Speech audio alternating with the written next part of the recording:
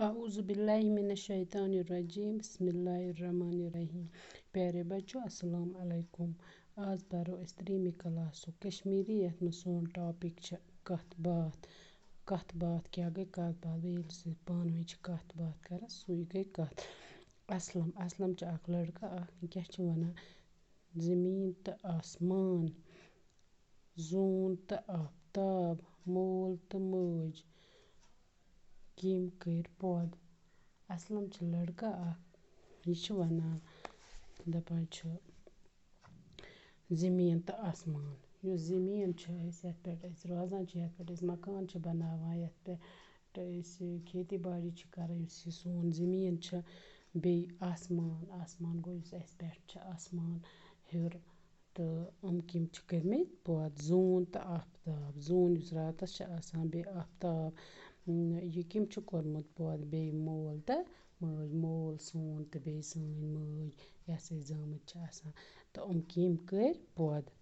अकरम अकरम चुस वनान खुदा सोबन खुदा सोब सोन युस अस खुदा तमिस पौध कर्मित सह पौध करान सुई पौध करान सुई अख पौध करान रचान तो खावान चावान सह रचान तो बे खावान चावान सारी खुदा सोबस इबादत करान दपान सारी खुदा सोबस इबादत करान यम ते दुनियास पे लूक खुदायन पौध कर्मित तम खुदा सज इबादत करान यम ते मुसलमान लूक तम खुदा सज इबादत करान।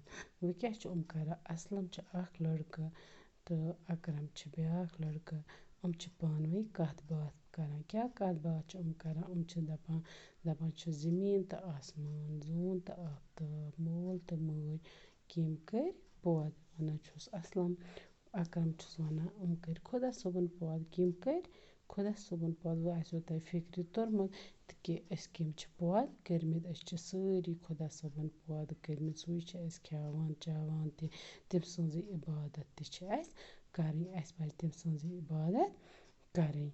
यह आजिच कथ बात तो आज गो युतुई तो बाकी हना गो सुबह बाकी वसलम।